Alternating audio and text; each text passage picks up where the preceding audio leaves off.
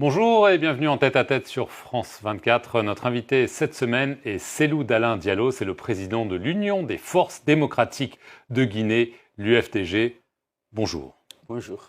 Alors nous sommes à quelques jours d'un référendum crucial sur une nouvelle constitution prévue ce 21 septembre. Alors après avoir hésité, la plupart de l'opposition réunie au sein des forces vives, dont votre parti, dont celui de l'ancien président Alpha Condé, a décidé de boycotter ce référendum. Pourquoi ne pas participer à cette consultation?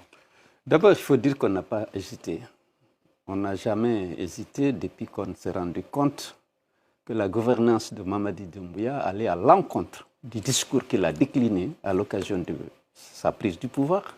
Il y a 4 ans. Mais également par rapport à la charte de la transition qu'il avait élaborée sans associer les partis politiques, mais qu'il avait juré de respecter et de faire respecter. Il faut rappeler que cette charte protégeait les libertés fondamentales et les droits humains et l'engageait à ne pas participer aux élections qui seraient organisées pour le retour à l'ordre constitutionnel. C'est sur cette base qu'il a eu le soutien populaire qu'il a eu. Et le vôtre? Et notre soutien, nous, UFDG, ANAD et Forces vives de Guinée. Mais dès lors qu'il a voulu commettre le parjure de ne pas respecter cet engagement, il y a une rupture de confiance entre lui et nous.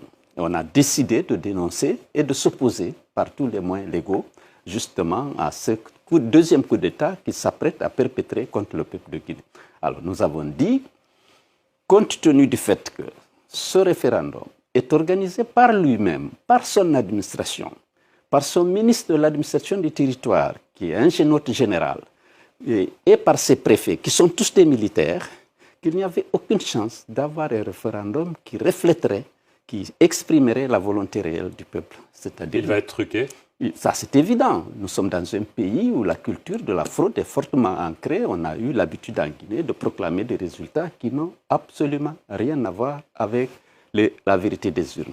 Donc, les forces vives de Guinée ont décidé de ne pas s'associer à cette mascarade de référendum qui va donner la légitimité, entre guillemets, à Doumbouya de commettre le parjure et de confisquer le pouvoir. Le bloc libéral a décidé de participer et de dire non. Nous sommes contre. Pourquoi ne pas participer, dire non et rester dans cette espèce de flou à ce moment-là si vous boycottez? Mais je vous ai expliqué pourquoi. Il n'y aura pas un référendum où la vérité des urnes sera proclamée.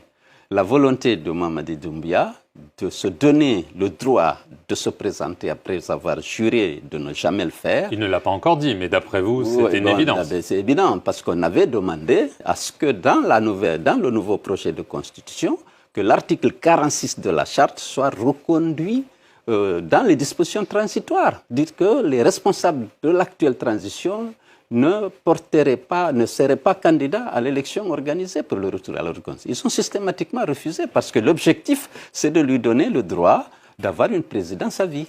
C'est ce qu'il voulait dès le départ, ou est-ce que, d'après vous, il a changé d'avis une fois qu'il était au pouvoir et qu'il s'est rendu compte qu'ailleurs, au Sahel, ceux qui avaient pris le pouvoir par les armes cherchaient à rester en place? Personnellement, je pensais qu'il était de bonne foi au début.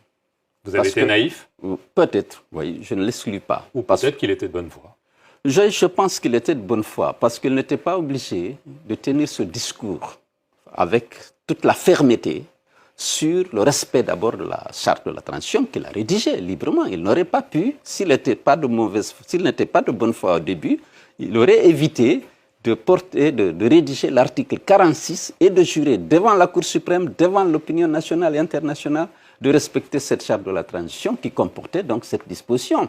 Et donc, moi, je pense que c'est sous la pression des collaborateurs et peut-être de la communauté qu'il a finalement opté pour se maintenir au pouvoir. Mais en tout cas, maintenant, sa décision maintenant, sa décision est prise, elle est ferme, il est considéré, il y a toute la campagne qui a été menée avec parfois des accidents graves comme celui survenu au stade de Zérékoré, mais il y a beaucoup de manifestations de Mamaya, comme on le dit chez nous, pour justifier, promouvoir sa candidature financée sur les ressources publiques. Alors il y a aussi deux autres, notamment mesures des conditions d'éligibilité dans ce projet de constitution qui fait qu'on ne pourra pas être candidat si on l'a au-delà de 80 ans. Ça exclut l'ex-président Alpha Condé, l'ex-premier ministre Sidi Touré, et aussi, il y a des conditions de résidence, c'est-à-dire qu'on ne peut pas être candidat si on est en exil, ce qui vous exclut, vous. Oui, bon, c'est pas un hasard, d'après vous, ou est-ce que c'est des conditions normales? Dès le départ, dès lors que la décision avait été prise de maintenir Doumbouya au pouvoir, évidemment, il fallait exclure ceux qui sont susceptibles de gagner les élections. Et bon, naturellement, moi, je fais partie de ceux-là. D'abord, on a déclenché des poursuites fantaisistes contre moi, mais ensuite, on a refusé systématiquement que je sois enrôlé dans le fichier. L'homme qui est assis devant vous aujourd'hui est exclu du fichier électoral. Vous avez voulu vous inscrire à Abidjan? À Abidjan, j'ai été dans 2 bureaux. On a dit que les instructions ont été données et qu'elles sont fermes, que je ne dois pas être enrôlé. Il n'y avait aucun motif, j'avais tous les documents requis pour être enrôlé.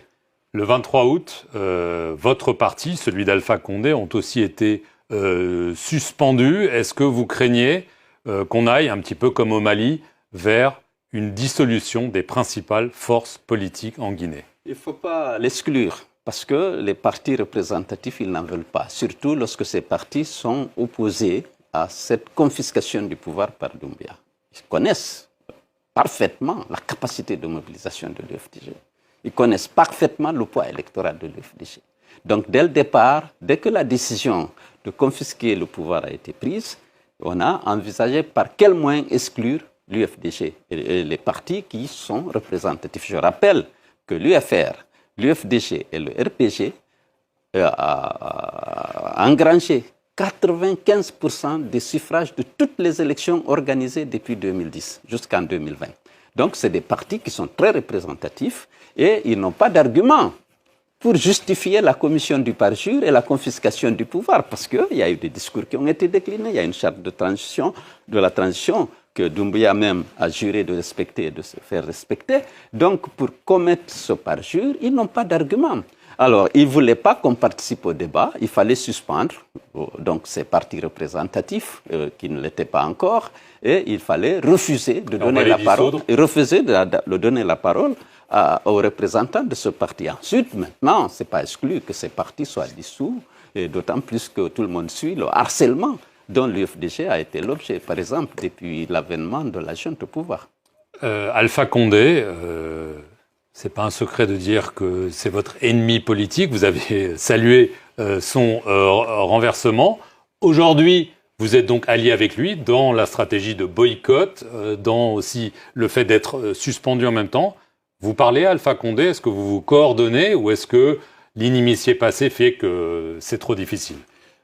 L'UFDG, mon parti, a été constant dans la dénonciation des dérives dictatoriales, dans le musellement de la presse, dans l'instrumentalisation de la justice. Alors, évidemment, lorsque Doumbouya a pris le pouvoir, il a dit qu'il va mettre fin à l'instrumentalisation de la justice. L'UFDG en a tellement souffert, M. Marc. Et il a décidé de mettre fin au piétinement des droits et libertés des citoyens. Il s'est engagé à organiser des élections et de remettre le pouvoir à un civil qui serait élu sans participer à ces élections. Naturellement, nous avons soutenu ce discours. Nous avons considéré donc qu'il était de bonne foi et on a soutenu. Bien entendu, c'est Alpha qui l'a déposé. Alpha n'a pas soutenu, bien sûr, le coup d'État.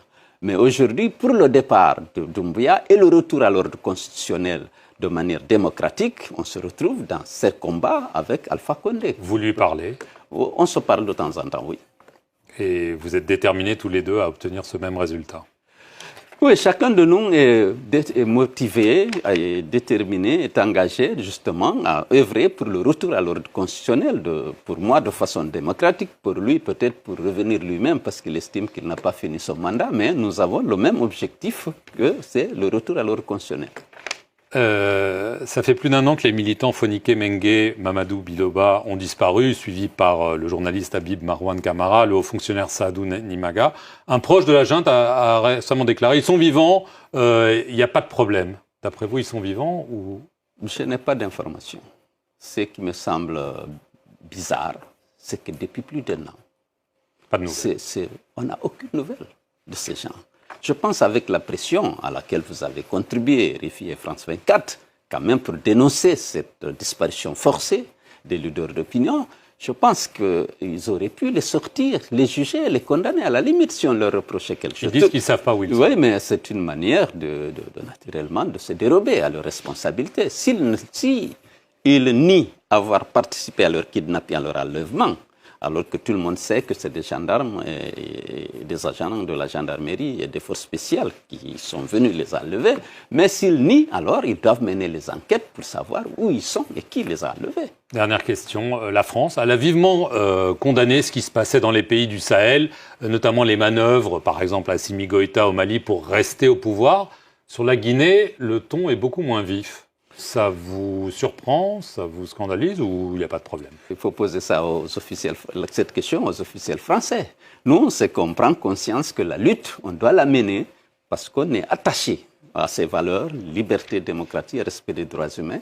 Il faut que les Guinéens comprennent, les Africains comprennent qu'ils doivent compter sur leur propre force pour promouvoir ces valeurs sur le continent.